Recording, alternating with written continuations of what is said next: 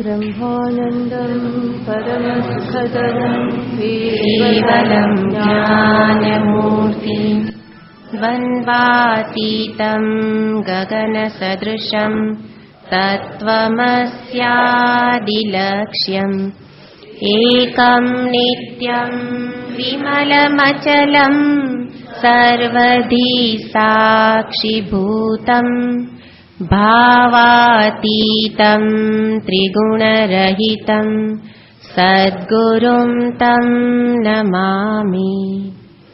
ॐ पार्थाय प्रतिबोधितां भगवता नारायणेन स्वयं व्यासेन ग्रथितां पुराणमुनिना मध्ये महाभारतम् अद्वैतामृतवर्षिणीं भगवतीम् अष्टादशाध्यायिनीम् अम्ब त्वामनुसन्दधामि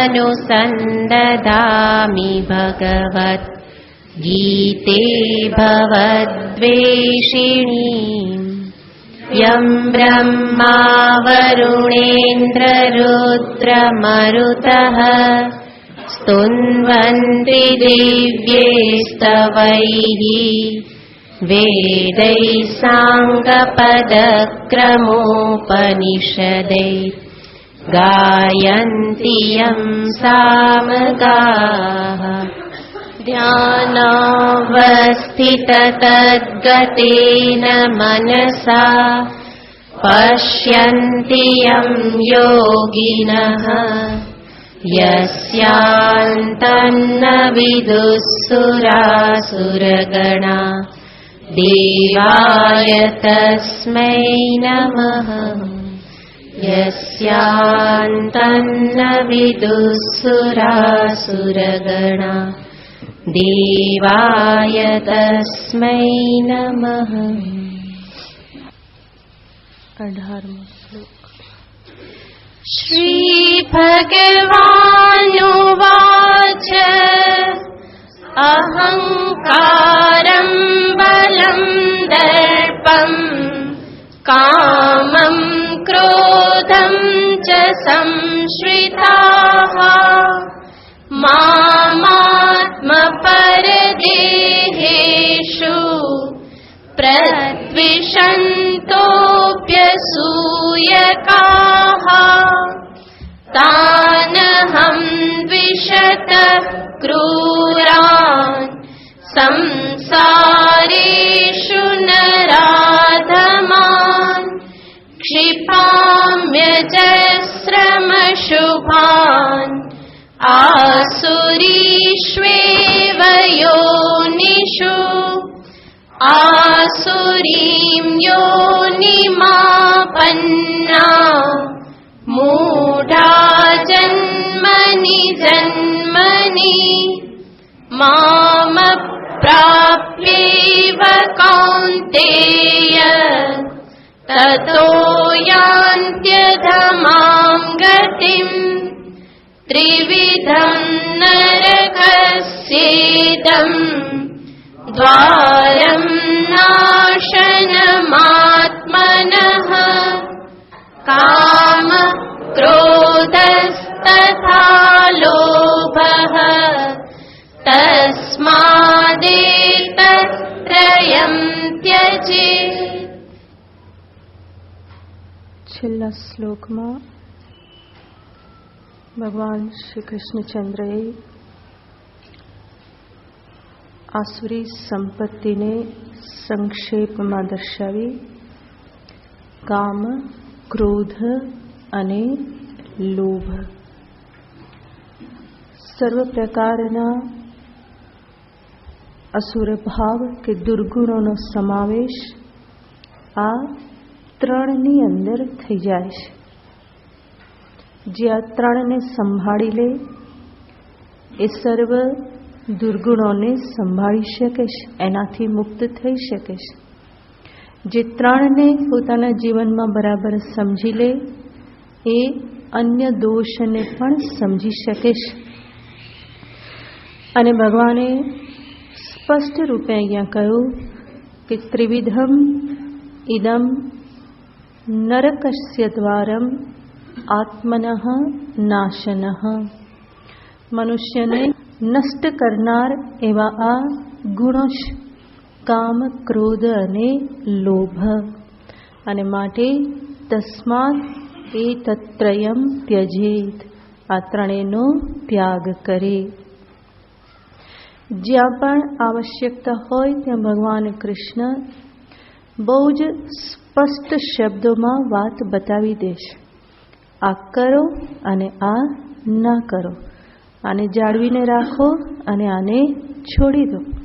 ભગવાન એટલું સ્પષ્ટ રૂપે કહેશે કે એમાં કોઈ શંકા કરવા માટે કોઈ સ્થાન રહેતું નથી. ભગવાન અહીંયા પણ સ્પષ્ટ શબ્દોમાં કહેશે એતત્રયમ ત્યજેત. તો જ્યાં પણ ભગવાનને એવું લાગે કે અહીંયા સ્પષ્ટ રૂપે કહેવાની જરૂર છે તો જ મનુષ્યની બુદ્ધિમાં ઉતરશે, તો એ એકદમ સ્પષ્ટ શબ્દ વાપરે છે. નિયતમ કુરુ કર્મત્વમ. ભગવાન કહેશે તું તારા માટે નિશ્ચિત થયેલું કર્મ કર. સર્વમ મદર્પણમ કુરુ. ઈશ્વર ભાવનાથી જીવન જીવ. તો ભગવાન ગીતાજીમાં આવી અનેક વાત કરે છે કે જેમાં કોઈ શંકા કરવા માટે સ્થાન રહેતું જ નથી. એવી રીતે અહીંયા પણ ભગવાન કહે છે એતત્રયમ ત્યજેત. માટે એવી કોઈ શંકાને સ્થાન રહેતું નથી કે થોડોક તો ક્રોધ કરવો જોઈએ ને. ભગવાને એવું તો કહ્યું નથી. ભગવાને એવું નથી કહ્યું કે 90% ક્રોધનો ત્યાગ કરી દો અને 10% સાચવી રાખો. કેમ? કારણ કે એ કામ લાગશે એવું કહે છે. ભગવાન સ્પષ્ટ કહે છે એતત્રયમ ત્યજેત. આ બધું છોડવાનું છે. લોભ છે એ પણ સંપૂર્ણપણે મનમાંથી નીકળવો જોઈએ. એવી જ રીતે કામનાઓ, જે ઘણી બધી વ્યર્થ કામનાઓ અંતરમાં રહેલી જે છે, અથવા તો અન્ય જે કામ વિષય જે છે એ સર્વને મનમાંથી કાઢવા જ રહ્યા. તો ભગવાન ત્રણેયને માટે અહીંયા કહે છે. અને ભગવાન જેને કહી રહેલા છે, જે સાંભળી રહેલ છે, એ સાધક છે. અને સાધક પોતાના જીવનમાં આત્મકલ્યાણને માટે પ્રવૃત્ત થયેલો છે. જે આત્મકલ્યાણને માટે પ્રવૃત્ત થયેલો છે એ આત્મનાશ કરનાર, અહિત કરનાર જે છે એનો જરૂર એ ત્યાગ કરશે જ. માટે ભગવાન અહીંયા સ્પષ્ટ કહેશે આત્મનઃ નાશનમ. અને માટે એ સંપૂર્ણપણે ત્યાજ્ય છે, કામ, ક્રોધ અને લોભ. અને એનાથી મુક્ત થયેલો વ્યક્તિ જ આત્મકલ્યાણના પથે આગળ વધી શકે છે, કલ્યાણ પામી શકે છે. એને ભગવાન આગળના શ્લોકમાં કહે છે એતૈર્વિમુક્તઃ કૌન્તેય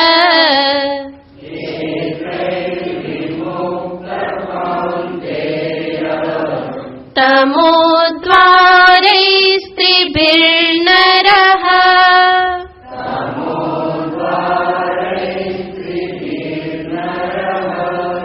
आचरत्यात्मनः श्रेयः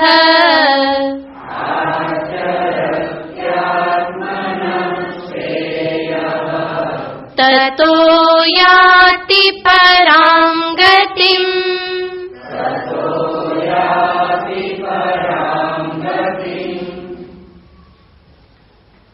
हे कौन्तेय एतैः विमुक्तः. આ ત્રણથી મુક્ત થયેલો, કામ, ક્રોધ અને લોભથી મુક્ત થયેલો. એતૈઃ ત્રિભિઃ તમોદ્વારૈઃ મુક્તઃ. આજે તમોદ્વારનો અર્થ છે જે અંધકારમાં, તામસિકતામાં લઈ જનાર છે.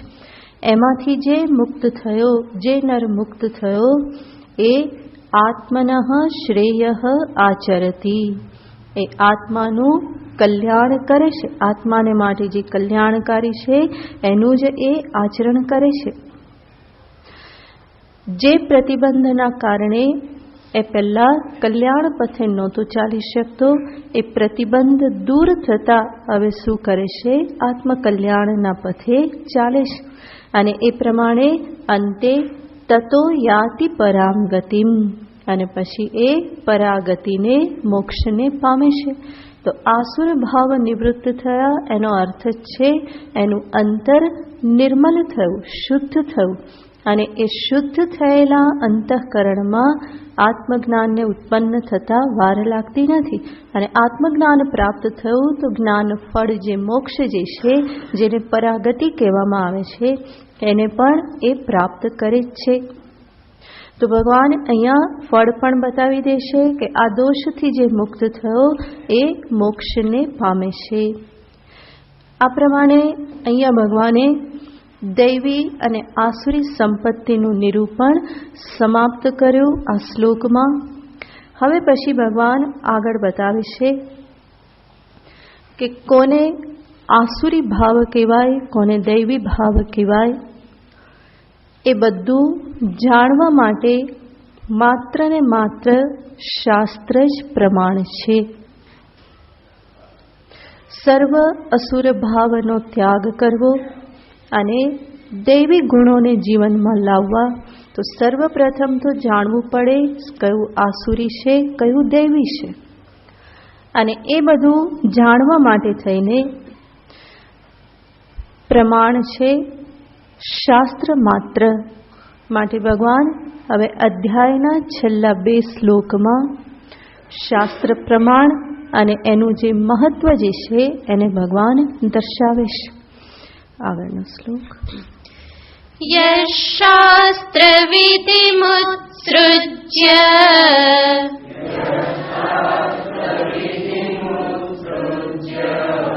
વર્તતે કામકારતઃ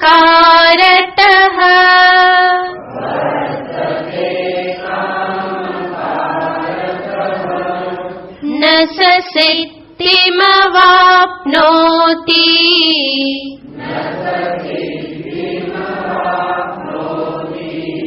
ન સુખં ન પરાં ગતિં.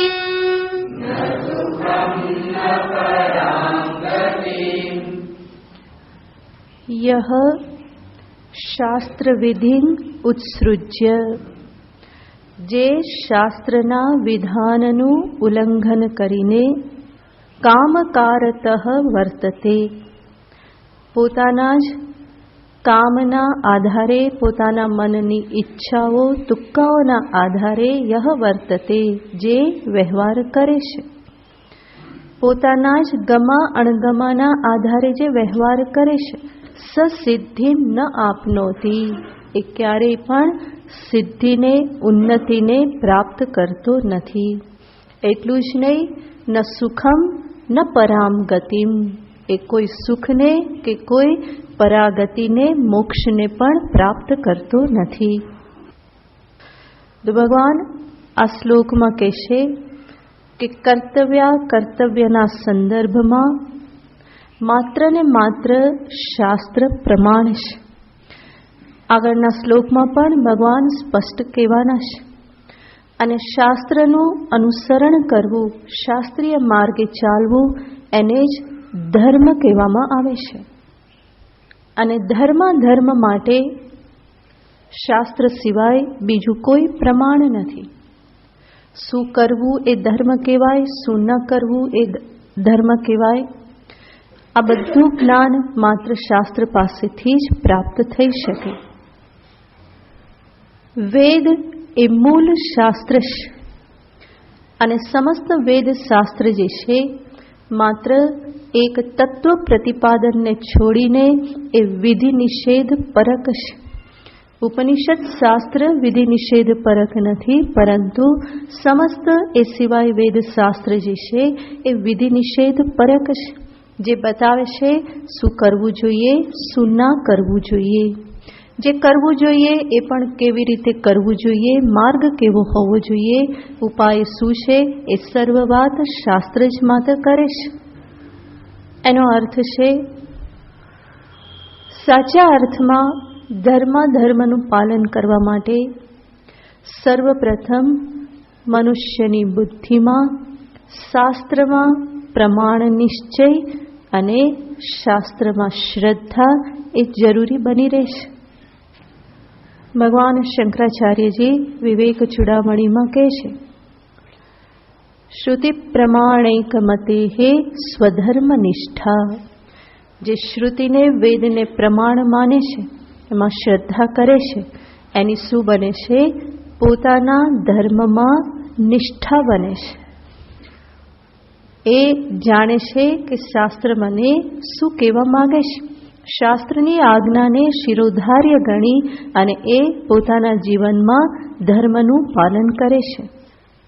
અને સ્વધર્મ નિષ્ઠા જે છે તયા એવ આત્મવિશુદ્ધિ.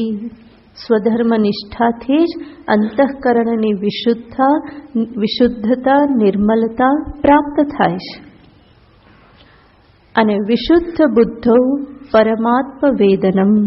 એ વિશુદ્ધ બુદ્ધિમાં જ પરમાત્મ તત્વનું વેદન જ્ઞાન સંભવ બને. વિશુદ્ધ બુદ્ધો પરમાત્મ વેદનમ તેનૈવ સંસાર સમૂલ નાશઃ. અને એ પરમાત્મ વેદન જ્ઞાનથી જ સમસ્ત સંસારનો નાશ થાય. તો પ્રારંભ ક્યાંથી થયેલો છે? વેદ પ્રમાણમાં શ્રદ્ધા કરવાથી. માટે જ આપણા વ્યવહારમાં પણ આપણે બોલતા હોઈએ છીએ. કોઈ વ્યક્તિ બોલે ને એમાં ફેરફાર ન થાય તો આપણે શું કહીએ? એ શું છે? વેદ વચન. એ શું નીકળ્યું? વેદ્યો નહીં, વેદ વચન. બરાબર? એ બોલ્યા એ શું છે? વેદ વચન છે. હવે એમાં કંઈ ફેર પડશે નહીં. તો વેદ વચનનો અર્થ છે જે છે એ પ્રમાણે જ છે, એમાં કોઈ ફેરફાર કરી શકે નહીં. જે કહેવામાં આવ્યું છે એ પરમ સત્ય છે, એમાંથી કંઈ જુદું થઈ શકશે નહીં. માટે ભગવાન અહીંયા કહેશે, ધર્મને અર્થે પોતાના મન બુદ્ધિ કોઈ પ્રમાણ નથી, માત્ર ને માત્ર શાસ્ત્ર જ પ્રમાણ છે. માટે ભગવાન કે યહ કામકારતઃ વર્તતે. કામકારનો અર્થ છે મનમાં જે પ્રમાણે ઈચ્છા થઈ, જે પ્રમાણે સારું લાગ્યું એ પ્રમાણે કરવું, સારું ના લાગ્યું તો ન કરવું. તો એવી રીતે પોતાના મન બુદ્ધિના આધારે જે વ્યવહાર કરે એમાં કલ્યાણ નથી, પરંતુ શાસ્ત્રને અનુસરીને. અને આ પ્રમાણે શાસ્ત્રમાં શ્રદ્ધા બને, શાસ્ત્રમાં પ્રામાણ્ય બુદ્ધિ દ્રઢ થાય. એના માટેનો સર્વથી શ્રેષ્ઠ ઉપાય છે શાસ્ત્ર શ્રદ્ધાલુના સંગમાં રહેવું, એના સાનિધ્યમાં રહેવું. જેને શાસ્ત્રમાં શ્રદ્ધા છે, જે શાસ્ત્રને સમજે છે, જે શાસ્ત્રને પ્રમાણ તરીકે સ્વીકાર કરે છે, એના સંગમાં રહેવાથી મારા અંતરમાં પણ શાસ્ત્રમાં પ્રામાણ્ય બુદ્ધિ પ્રાપ્ત થાય. આત્મજ્ઞાનને માટે તો શાસ્ત્ર પ્રમાણ છે જ, પરંતુ એ સિવાયના વિષય જે છે, જેમ કે આ ધર્માધર્મ, ઈશ્વર, પૂર્વજન્મ, પુનર્જન્મ, સ્વર્ગ, નરકાદિલોક, અન્ય યોનિની પ્રાપ્તિ કે ઉર્ધ્વલોકમાં અન્ય શરીરાદિ, આ બધાના સંદર્ભમાં માત્ર શાસ્ત્ર જ પ્રમાણ છે. અને આવા જે વિષયો જે છે એને ક્યારેય પણ તર્કથી સિદ્ધ કરી શકાતા નથી. અચિંત્યા ખલુ તે ભાવાહ ન તાંસ તર્કેણ યોજયેત. આ બધા જે વિષયો કેવા છે? અચિંત્ય છે. અને અચિંત્ય મનુષ્ય બુદ્ધિથી પરના વિષયો જે છે તાંસ તર્કેણ ન યોજયેત. એને માત્ર તર્ક દ્વારા સિદ્ધ કરવાનો આગ્રહ રાખવો જોઈએ નહીં. તો ધર્મને માટે શાસ્ત્ર પ્રમાણ છે. કયું કર્મ કરવાથી કેવા પ્રકારનું ફળ ઉત્પન્ન થશે એ શાસ્ત્ર જ એ સંબંધને જાણે છે. અને શાસ્ત્ર એટલે શું છે? વેદ પ્રણિહિતો ધર્મ. જે ધર્મ જે છે કેવો છે? વેદ પ્રણિહિતો, વેદ દ્વારા જ કહેવામાં આવેલો છે. અને જે ધર્મ રૂપે કહેવામાં આવ્યું છે એનાથી વિપરીત જે છે એ બધું શું છે? અધર્મ છે. અને જે વેદ શાસ્ત્ર પ્રમાણ છે એ વેદ શું છે? તો આગળ કહેવામાં આવે છે વેદો હિ નારાયણ સાક્ષાત. વેદ જે છે કોણ છે? સાક્ષાત નારાયણ છે. સ્વયંભૂરીતિ સ્મૃતઃ. વેદ રૂપે સાક્ષાત નારાયણ જ છે, કારણ કે નારાયણના જ ઉચ્છ્વાસમાંથી વેદ પ્રગટ થયેલા છે. તો વેદ જ્ઞાન સાક્ષાત ઈશ્વરમાંથી જ પ્રગટ થયેલું છે. અને એનાથી વધારે મોટો જાણકાર બીજો કોણ હોઈ શકે? એને જે ધર્માધર્મનું પ્રતિપાદન કર્યું છે એ જ અંતિમ છે, એમાં કોઈ ફેરફાર થઈ શકે નહીં. અને આવા આજે ધર્માધર્મ જે છે એ ધર્મના પાલનથી જ જીવનું કલ્યાણ છે. કહેવામાં આવે છે એક ધર્મના પાલનથી બાકીના 3 પુરુષાર્થ સિદ્ધ થઈ જાય છે. ધર્માદર્થ પ્રભવતી. ધર્મથી અર્થ પ્રભવતી, અર્થ પ્રાપ્ત થાય છે. ધર્માદ પ્રભવતી સુખમ. ધર્મથી જ સુખની પ્રાપ્તિ થાય છે. ધર્માદ લભતે સર્વમ. ધર્મથી જ બધું પ્રાપ્ત થાય છે. ધર્મ સારમિદમ જગત. આખું જગત કેવું છે? ધર્મના સારભૂત છે. એનો અર્થ જગતમાં જે પણ પ્રાપ્ત કરવું હોય તેનાથી પ્રાપ્ત કરી શકાય છે, ધર્મથી પ્રાપ્ત કરી શકાય છે. તો આવા અધર્મને માટે માત્ર ને માત્ર શાસ્ત્ર પ્રમાણ છે. માટે કે છે યહ શાસ્ત્ર વિધિમ ઉત્સૃજ્ય કામકારતઃ વર્તતે સિદ્ધિમ ન અવાપ્નોતિ. એ સિદ્ધિને પ્રાપ્ત કરતો નથી. એટલું જ નહીં, ન સુખમ. સુખને પણ પ્રાપ્ત કરતો નથી. કોઈ કહે કે અધર્મ કરનારા તો સુખ પામે છે, વાત ખોટી છે. અધર્મ કરનારા કદાચ ભૌતિક સંપત્તિ પ્રાપ્ત કરી લે, પરંતુ ભૌતિક સંપત્તિ અને સુખને કોઈ સીધો સંબંધ નથી. સમીકરણ બનાવી શકાય એમ નથી કે ત્યાં હેતુ મતભાવ, કાર્યકારણ ભાવ રાખી શકાય એમ નથી કે જ્યાં સંપત્તિ હોય ત્યાં સુખ હોય અને જ્યાં સંપત્તિનો અભાવ હોય ત્યાં સુખનો અભાવ હોય, આવું કહી શકાય એમ છે. એ જ શું બતાવે છે કે સુખ સંપત્તિ એનું એ ધર્મ મૂળ નથી, પણ એ સુખ મૂળ નથી, પરંતુ સુખ શું છે? એ ધર્મ મૂળ છે. તો સુખ સંપત્તિ જે કંઈ બાહ્ય ભૌતિક સંપત્તિ જે છે એનો કોઈ સુખની સાથે સીધો સંબંધ ક્યારેય નથી. સુખનો સંબંધ હંમેશા ધર્મની સાથે, વિવેકની સાથે, સમજદારીની સાથે છે. જ્યાં વિવેક ખોઈ દીધો, સમજદારી ખોઈ દીધી, તો ત્યાં અતૂટ સંપત્તિ પણ કંઈ કામ લાગતી નથી. વિવેક ભ્રષ્ટ થઈ ગયા તો બાહ્ય સંપત્તિ બધી એમને એમ પડી રહેશે, બલકે એ સંપત્તિ જ દુઃખનું કારણ બની જાય એવું સંભવ છે. સુભાષિત કહેશે સુખસ્ય મૂલો ધર્મ. સુખનું મૂળ શું છે? ધર્મ છે.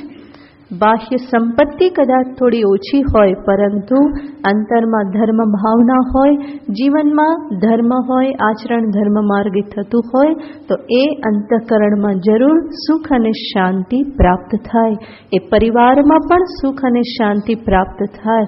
તો સર્વત્ર સુખ શાંતિ જે છે એનું મૂળ ધર્મ કહેવામાં આવે છે. એટલું જ નહીં, પરમ સુખ પરમ શાંતિનું મૂળ પણ ધર્મ છે. ધર્મથી જ પ્રારંભ થાય છે અને એ જ અંતે આગળ જ્ઞાન પ્રાપ્ત કરીને પરાગતિ કે પરમ સુખને પ્રાપ્ત કરી શકે છે. તો સર્વ સિદ્ધિના મૂળમાં ધર્મ રહેલો છે અને એના માટે શાસ્ત્ર જ પ્રમાણ છે, એ ભગવાન અહીંયા સ્પષ્ટ રૂપે કહે છે. હવે છેલ્લા શ્લોકમાં ભગવાન ફરી આ જ વાતને બીજી રીતે દર્શાવતા કહે છે કે શાસ્ત્ર વિધિ જ પ્રમાણ છે, માટે એને અનુરૂપ જ કર્મ કરવું જોઈએ. છેલ્લો શ્લોક. તસ્માચ્ શાસ્ત્રં પ્રમાણં તે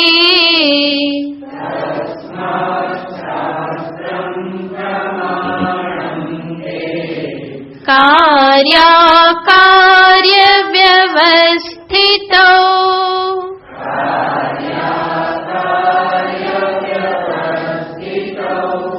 જ્ઞાત્વા शास्त्रविधानोक्तम्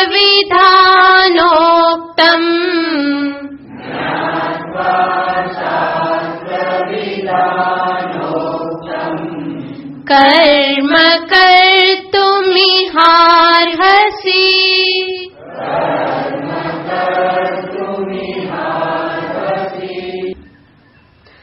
तस्मात् કાર્ય વ્યવસ્થિતો. કાર્ય એટલે કે કરવા યોગ્ય અને અકાર્ય કરવા યોગ્ય જે નથી. કાર્ય વ્યવસ્થિતો. વ્યવસ્થિતો એટલે કે એની વ્યવસ્થામાં, કાર્ય અકાર્યની વ્યવસ્થા દર્શાવવામાં. શાસ્ત્રમ તે પ્રમાણમ. તારા માટે પ્રમાણ શું છે?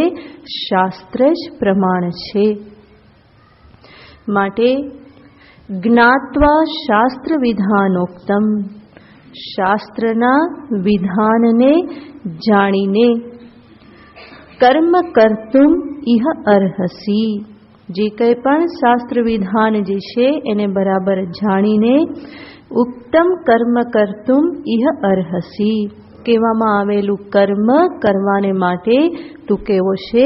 અહીંયા યોગ્ય છે, એમાં તારો અધિકાર છે. તો અહીંયા પણ ભગવાન કૃષ્ણ સ્પષ્ટ રૂપે કહી દેશે કાર્ય વ્યવસ્થિતો શાસ્ત્રમ પ્રમાણમ. શાસ્ત્ર જ પ્રમાણ છે. જરૂર નારાયણનો જ અવતાર છે કૃષ્ણ, પરંતુ એ કૃષ્ણ કે જે પોતાનામાંથી જ વેદ પ્રગટ થયેલા છે એ શાસ્ત્રના પ્રામાણ્યને જ દ્રઢ કરવાને અર્થે એ સ્વમુખે કહેશે કે વેદ જ પ્રમાણ છે, શાસ્ત્ર જ પ્રમાણ છે. ગઈ વખતે પણ આપણે જોયેલું હતું કે જ્યારે નારાયણ પણ અવતાર ધારણ કરીને આવે તો એ પોતાના નિશ્ચિત કરેલા નિયમોને પૂરેપૂરું સન્માન આપે છે. જે કંઈ પણ શાસ્ત્ર દર્શાવે છે એ શાસ્ત્રના ધર્માધર્મને પણ સ્વયં અવતાર રૂપે એ એટલું જ માન આપે છે. જે વિધિ બતાવવામાં આવેલી છે એ સર્વ વિધિનું એ પાલન પણ કરે છે. જેમ વારંવાર કહેવામાં આવે છે કે વિદ્યા પ્રાપ્તિ ક્યાંથી થાય? ગુરુ પાસેથી થાય. ગુરુકુલમાં જવું જોઈએ. તો આપણી વૈદિક પરંપરા એ છે. માટે ભગવાન કૃષ્ણ અને બલરામ બંને ક્યાં ગયા? સાંદીપની પાસે ગયા, ગુરુકુલમાં ગયા. શેના માટે? વિધિનું પાલન કરવાને અર્થે. એ તો સ્વયં સર્વ શ્રુતિ નિધાન છે અને છતાં પણ ગુરુના ચરણમાં જઈ વિદ્યા પ્રાપ્ત કરે છે. કેટલા દિવસ રહ્યા? તો કે 64 દિવસ રહ્યા અને 64 દિવસમાં 64 પ્રકારની સર્વ વિદ્યાઓને એમણે પ્રાપ્ત કરી લીધી. પ્રાપ્ત શું કરવાની હતી? ખાલી આ આચાર નિભાવવાનો હતો. એટલા માટે કહેવામાં આવે છે કે જ્યારે ગુરુકુલમાં ગયા અને પહેલે દિવસે જ્યારે સાંદીપની આચાર્યએ જ્યારે કૃષ્ણ અને બલરામને ભણાવ્યા તો થોડું ભણાવ્યું હશે, પણ બીજે દિવસે જ્યારે પાઠ શરૂ થતો તો કૃષ્ણ કે ગુરુજી ગઈકાલનું બોલી જવું કે? તો બોલવાનું ચાલુ કરવાનું કીધું તો એ તો ક્યાં સુધી બોલતા જ ગયા. કારણ કે એમને તો એવું નહોતું કે ગઈકાલે શીખ્યું એટલું જ એમને આવડે. એનાથી ઘણું બધું એમને ખબર જ હતી. તો જેટલું કીધું કે શરૂ તો કર્યો કે ગઈકાલનો પાઠ બોલી જવું, તો ગુરુજીએ હા પાડી. તો પછી જે શરૂ થયું તો પાછું બંધ જ ન થાય, બંધ કરવામાં તકલીફ પડે. એટલે પછી ત્રીજે દિવસે ફરી પાછું કૃષ્ણે જ્યારે કર્યું કે ગુરુજી કાલનું સંભળાવું, તો ગુરુજી કે ના કે આજે નહીં, કે પહેલાં હું ભણાવું એ સાંભળી લો પછી સંભળાવજો. તો બધી શ્રુતિ તો એમના ચરણમાં જ છે. એ તો શ્રુતિ નિધાન છે અને છતાં પણ શાસ્ત્ર મર્યાદાની રક્ષા કરવાને અર્થે એ પોતે ગુરુકુલમાં જાય, સર્વ પ્રકારના વ્યવહારોનું પાલન કરે છે. અને એટલા માટે અહીંયા પણ એ બીજાને ઉપદેશ આપી શકે છે કે આ રીતે કાર્ય જે છે એની વ્યવસ્થામાં માત્ર ને માત્ર શાસ્ત્ર જ પ્રમાણ છે. વેદોખિલો ધર્મ મૂલમ. સમસ્ત વેદ જે છે એ શું છે? ધર્મનું મૂળ છે. સર્વ જ્ઞાનમયો હિ તત. મનુ ભગવાન કહેશે કે વેદ કેવો છે? સર્વ જ્ઞાનમય. સમસ્ત જ્ઞાન જે છે એ વેદ શાસ્ત્રમાં જ રહેલું છે. માટે જે કરવાનું કહેવામાં આવ્યું એ કરો, જે માર્ગે કરવાનું કહેવામાં આવ્યું એ કરો, અને જે ના પાડવામાં આવેલી છે એનો ત્યાગ કરતા જાઓ. આજ કંઈ એવા તો કોઈ કર્મ કરવાના નથી કે બહુ અઘરા પડે, પરંતુ સામાન્ય વ્યવહારમાં પણ જે ધર્મ કરવાનું કહેવામાં આવે એ ધર્મનું જીવનમાં પાલન કરો. સત્ય, અહિંસા, અસ્તેય આ બધા સામાન્ય ધર્મ છે. અને કેટલાક વિશેષ ધર્મ જે કહેવામાં આવેલા છે એને જાણી અને જીવનમાં એનું આચરણ કરવું જોઈએ. જે કંઈ પણ એનાથી વિરુદ્ધ હોય એનો હંમેશા ત્યાગ કરવો જોઈએ. તો આગળ પણ ક્યાંક સુભાષિતમાં કહેલું છે કે જે અર્થ અને કામ ધર્મથી વિરુદ્ધ હોય એનો ત્યાગ કરવો જોઈએ. પરિત્યજેદર્થ કામૌ યૌ સ્યાત ધર્મ વિરુદ્ધૌ.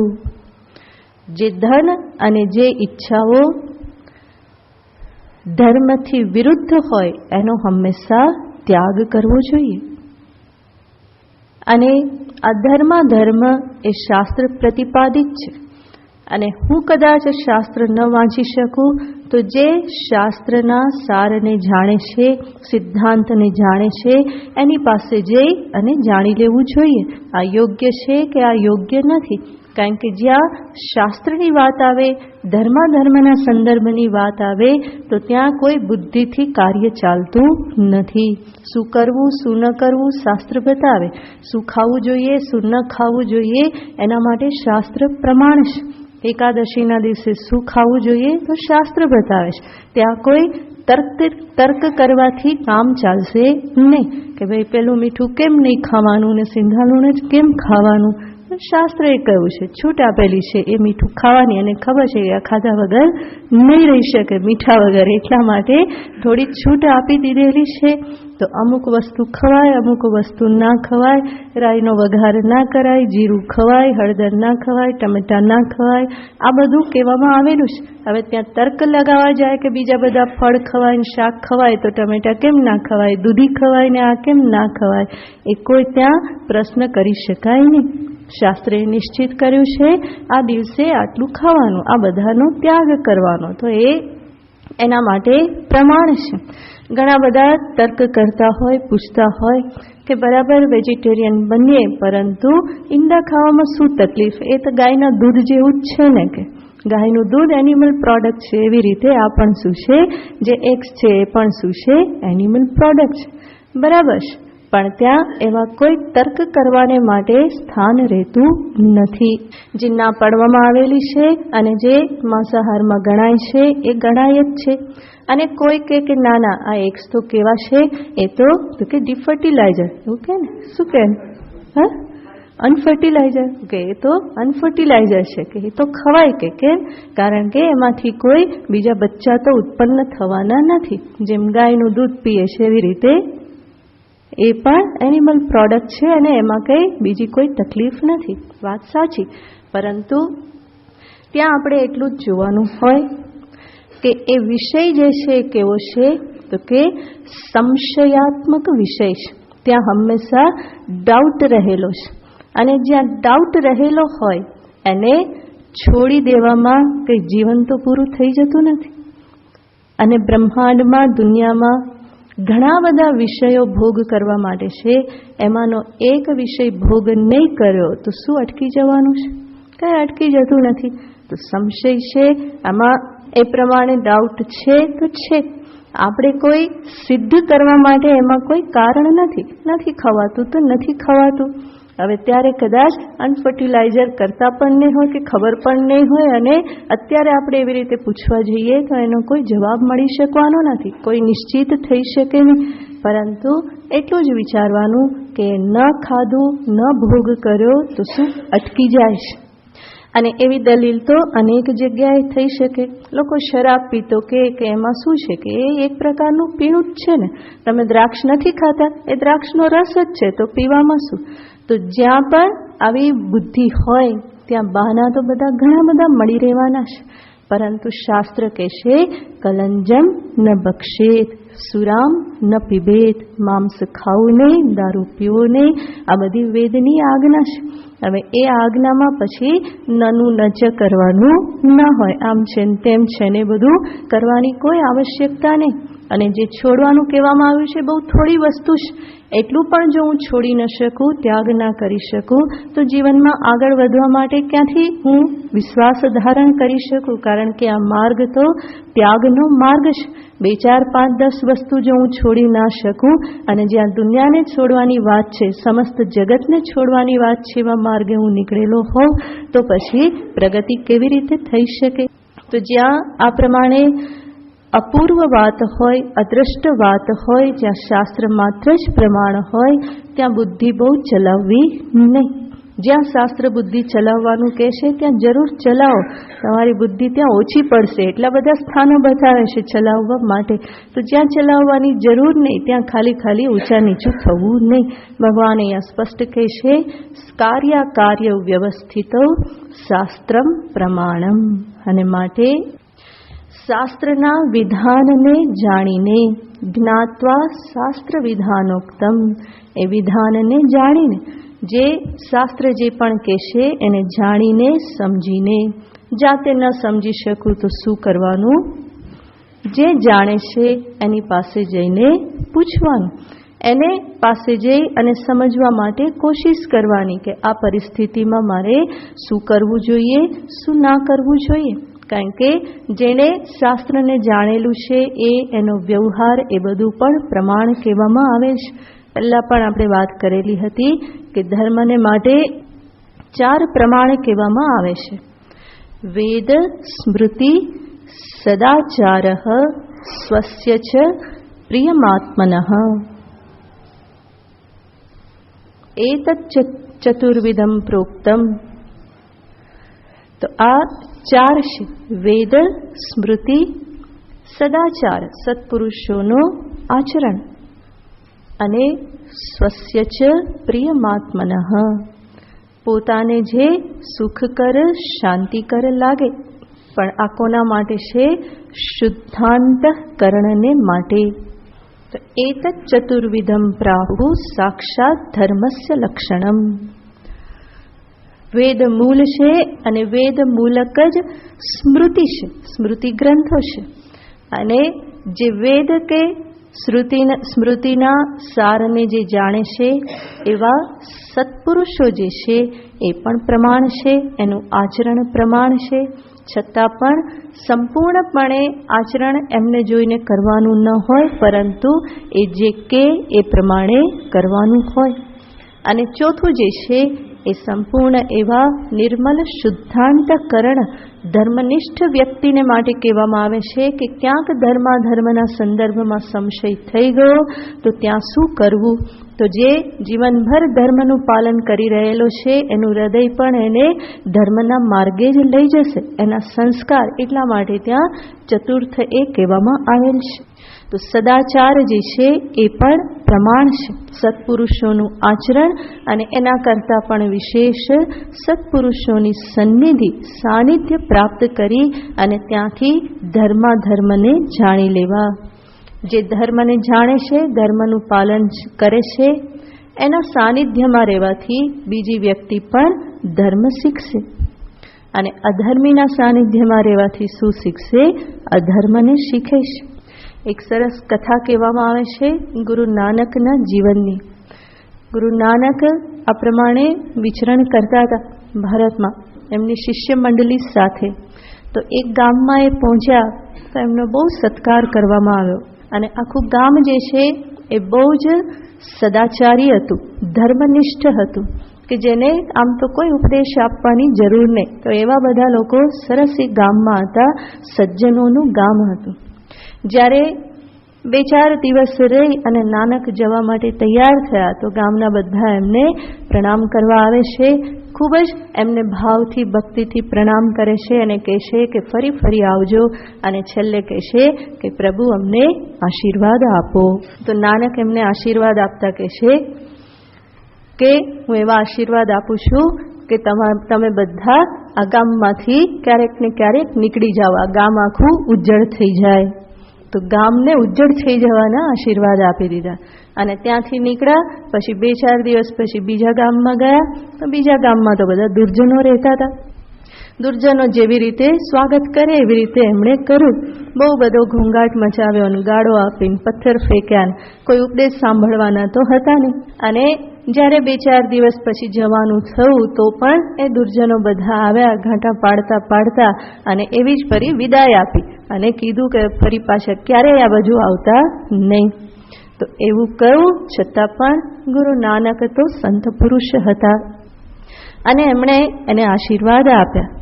એ કે તમે જે રીતે મારું સ્વાગત કર્યું ને વિદાય આપી એની સાથે કંઈ લેવા દેવા નથી, પરંતુ હું તમને આશીર્વાદ આપું છું કે તમે આ ગામમાં જ બધા સ્થિર થઈને રહો જીવનભર. તો એમના શિષ્યોને બહુ જ આશ્ચર્ય થયું કે આવું કેવું? જેણે તમારી આગતા સ્વાગતા કરી એમને કીધું કે તમે ઉજ્જડ થઈ જાઓ, અને જેણે આવું કર્યું એને કહો છો કે સ્થિર થઈ જાઓ. આનો અર્થ શું? ગુરુ નાનક કહેશે કે જે ધાર્મિક પુરુષ છે એ આ દુનિયામાં ફેલાઈ જશે તો શું ફેલાશે? ધર્મ ફેલાશે. તો સજ્જનો બધા એક ગામમાં ભેગા થઈ જાય તો ન ચાલે ને, એ બધા ફેલાઈ જવા જોઈએ. એ બધા એક જુદા જુદા ગામમાં જતા રહેશે તો ધર્મનો ફેલાવો થશે. એના સંગે બીજો પણ સજ્જન બનશે. અને પેલા બધા દુર્જનો જે છે એના માટે શું જરૂરી છે? એ એક જગ્યા બગાડી છે તો ત્યાં પૂરું કરી નાખે તો સારું. હવે એ બીજે ક્યાંય ફેલાય નહીં, એટલા માટે એમને શું કીધું? તમે બધા ત્યાં ને ત્યાં જીવનભર સ્થિર થઈને રહો. તો આ સંતની દ્રષ્ટિ, એમના આશીર્વાદને પણ સમજવા પડે, ગૂઢ હોય છે. તો એ જાણે છે કે ધર્મનો ફેલાવો ધાર્મિક પુરુષથી થાય છે. તો ધાર્મિકની સાથે રહેવાથી જીવનમાં ધર્મ આવે, અધાર્મિક સાથે રહેવાથી અધર્મ આવે. તો શાસ્ત્રમાં પ્રમાણ બુદ્ધિ, શ્રદ્ધા આ બધાને દ્રઢ કરવા હોય, ધર્મને જાણવો હોય તો ધાર્મિક પુરુષ શાસ્ત્રમાં પ્રમાણ બુદ્ધિ રાખનાર જે છે એનું સાનિધ્ય કેળવી અને એની પાસેથી જાણી લેવું જોઈએ. તો શાસ્ત્ર વિધાનોક્તમ કર્મ કર્તુમ ઇહારહસી, એને બરાબર જાણી અને કર્મ કર્તુમ અર્હસી, તારો અધિકાર ક્યાં છે? આ કર્મ કરવામાં છે. અને ભગવાન અહીંયા શબ્દ વાપરે છે ઇહ કર્મ કર્તુમ અર્હસી. ઇહનો અર્થ છે આ મનુષ્ય જન્મમાં, આ પૃથ્વીલોકમાં, આ મનુષ્ય જન્મમાં જે કર્માધિકાર છે એને ભગવાન ઇહ શબ્દથી કહે છે, આ માનવ દેહમાં. અને આપણે પણ જાણીએ છીએ માનવ દેહ જે છે એ જ કંઈક સુધારાની સંભાવના રાખે છે. કંઈક આગળના માટે સુધારો કરવો હોય તો એની સંભાવના ક્યાં છે? માનવ દેહમાં જ છે. કર્મ સારા કરી અને ભવિષ્યને સુધારવા માટેની સંભાવના માત્ર ને માત્ર મનુષ્ય જન્મમાં છે, કારણ કે કર્માધિકાર અહીંયા જ છે. અને આ ધર્મનો વિચાર કોઈ ગાય ભેંસ થોડા કરવાના છે કે એને જઈને કોઈ સંભળાવશે તો સમજશે પણ નહીં. તો ધર્મનો વિચાર વિવેક કરી અને પાલન કરવાનું સામર્થ્ય મનુષ્ય જીવનમાં છે. માટે ભગવાન ફરીને એના ઉપર ભાર આપે છે. ગીતાજીમાં અનેક જગ્યાએ ભગવાન કર્તવ્ય કર્મ, ધર્મ કર્મ આ બધાની વાત કરે છે. તો એ બધું શેના માટે? મનુષ્યને માટે, કે જ્યાં એ સંભવ છે. માટે તો મનુષ્ય જન્મને દુર્લભ કહેવામાં આવે છે. આ એક દ્વાર છે કે જ્યાંથી બહાર નીકળી શકાય એમ છે, ઉપર ઉઠી શકાય એમ છે. પૂરેપૂરો ત્યાં ચાન્સ રહેલો છે. ભૂતકાળમાં જે ભૂલો થઈ તે થઈ, પરંતુ હવે સંભાળવા માટે, સુધારવા માટેની પૂરેપૂરી સંભાવના છે. તો ઇહ મનુષ્ય જન્મની કર્માધિકાર ભૂમિરૂપ દેહે, આ દેહ કેવો છે? કર્માધિકારની ભૂમિ છે, જ્યાં કર્મ કરવાનો અધિકાર છે. તો એને દર્શાવવા માટે ભગવાન ભાષ્યકાર કહેશે ઇહ ઇતિ, ઇહ શબ્દનો પ્રયોગ કરવામાં આવેલો છે. તો આ સાથે શાસ્ત્ર પ્રામાણ્યને દર્શાવી અને ભગવાન આ 16મા અધ્યાયને અહીંયા પૂરો કરે છે. ઓમ તત્સત. તત્સત. इति श्रीमद्भगवद्गीतासु उपनिषत्सु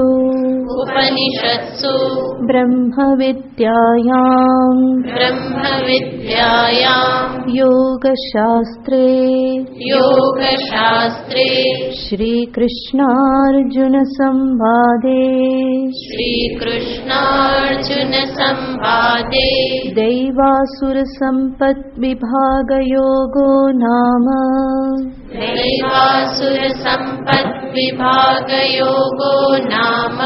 षोडशोऽध्यायः। सर्वधर्मान् परित्यज्य मामेकं शरणं व्रज अहं त्वा सर्वपापेभ्यो मोक्षयिष्यामि मा शुचः। તો દૈવાસુર સંપત વિભાગ, જેમાં સંપત્તિનો વિભાગ દર્શાવવામાં આવ્યો. આ અધ્યાય આમ સૌથી સરળ છે. બીજી કોઈ વાત અહીંયા કરવામાં આવેલી નથી. માત્ર સદ્ગુણ અને દુર્ગુણની વાત કરવામાં આવેલી છે. બીજા કોઈ તત્વોને, કોઈ પ્રક્રિયાઓને સમજવાની અહીંયા આવશ્યકતા નથી. ભગવાને આત્મજ્ઞાનનું નામ નથી લીધું, બીજા કોઈ અધ્યાયને બાકી રાખ્યા નથી, પરંતુ અહીંયા એનું ભગવાને નામ નથી લીધું. તો સર્વ રીતે બહુ જ સરળ અધ્યાય છે, પરંતુ આચરણમાં મૂકવામાં સૌથી કઠિન અધ્યાય છે. દૈવી સંપત્તિને સમજી આચરણમાં મૂકવી, આસુર ભાવને સમજી ત્યાગ કરવો. અહીંયા મહત્વનું છે પહેલાં સમજવું, અને સમજ્યા પછી એને દૂર કરવા માટે કે પ્રાપ્ત કરવા માટે દ્રઢ નિશ્ચયપૂર્વક આચરણમાં લાગી જવું. નહીં તો મનુષ્યનો સ્વભાવ કે સાયકોલોજી કંઈક એવા પ્રકારની છે કે એ બંને પ્રકારે જીવન જીવતો રહેશે. જાણે છે ઘણું બધું અને જીવન કોઈક બીજી દિશામાં ચાલતું રહે એવી પૂરેપૂરી સંભાવના છે. અને માટે જ જે કંઈ પણ જાણીએ અને જીવન જે છે આચરણ, એ બંનેનું હંમેશા અનુકૂલન સાધવા માટે પ્રયત્ન કરતા રહેવું જોઈએ. નહીં તો વાતો કરતા આવડી જાય, બુદ્ધિથી આ બધું સમજતા આવડી જાય એ તો સંભવ છે જ.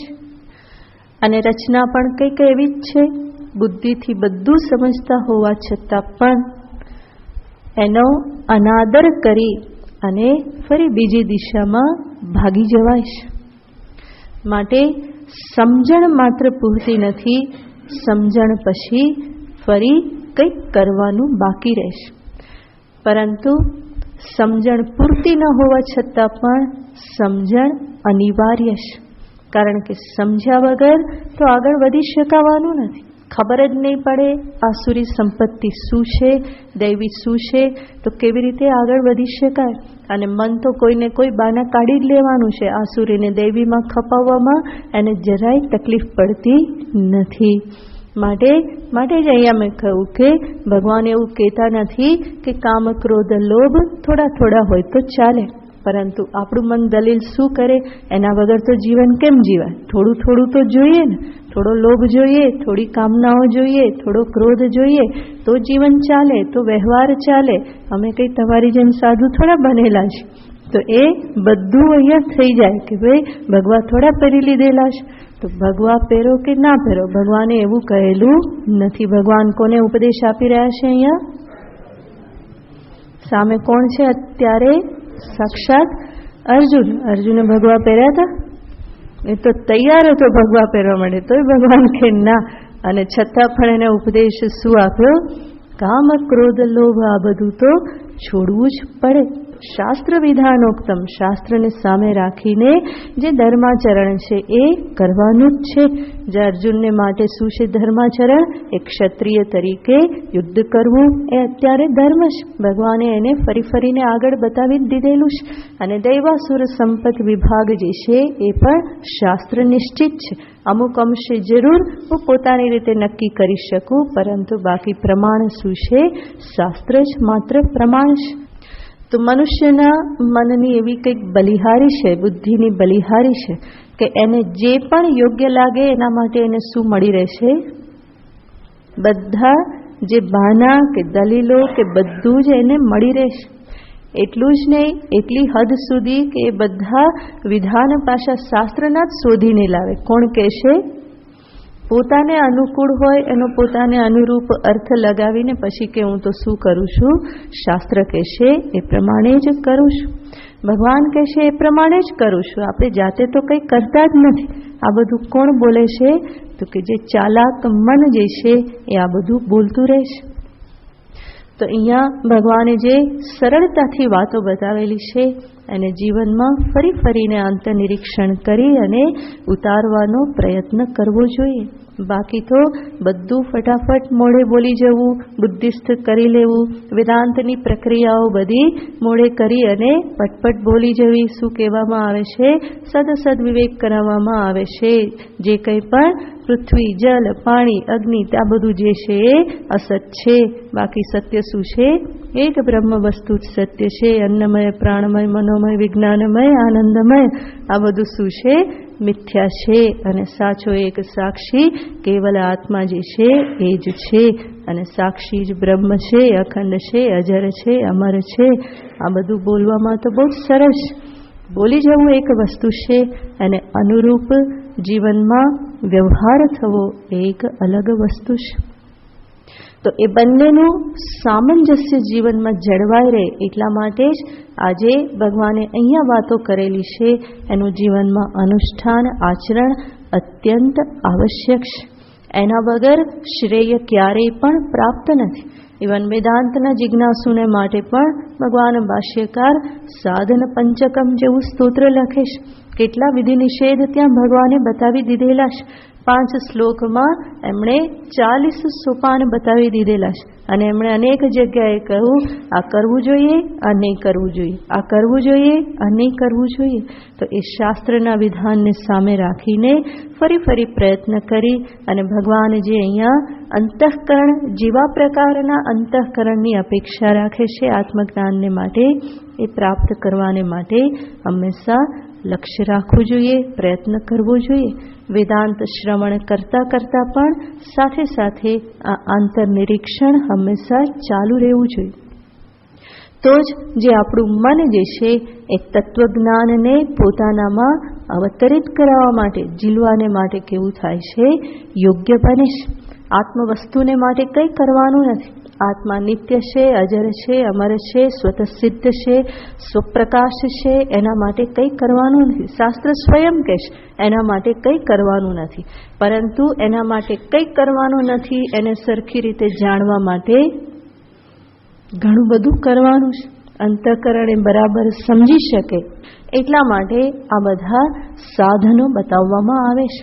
બહિરંગ સાધન, અંતરંગ સાધન, સાક્ષાત સાધન, આ બધા સાધનના સંદર્ભમાં કંઈ ને કંઈ કરવાનું રહેશે.